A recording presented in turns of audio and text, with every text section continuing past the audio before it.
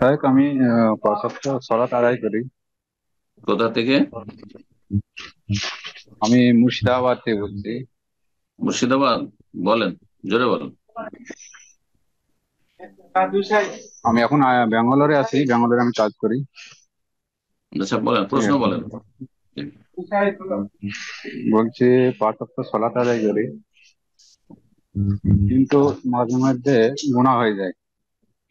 গুনাহ বলতে গেলে গুনাহ বলতে গেলে ওই তামাক জাতীয় জিনিস গুলো মানে ছাড়তে পারিনি। তামাক? হ্যাঁ, হ্যাঁ, জি। গোনাকে গোনা মনে করতে হবে যে এটা হারাম আমার জন্য। যেমন আমার জন্য হারাম, রিজিক হারাম, শুকরের গোস্ত হারাম, কুকুরের গোস্ত হারাম, বিড়াল খাবেন? খাবেন না। হ্যাঁ, হারাম। বোঝা গেছে? একটা যদি, হ্যাঁ, মরা মরা আপনার মুরগি হয়, খাবেন? খাবেন না, হারাম। ওই রকমই মনে করুন যে তামাক ওই রকম আমার জন্য হারাম। হারামকে যখন হারাম গণ্য করবেন তখন তার একটা ঘৃণা চলে আসবে।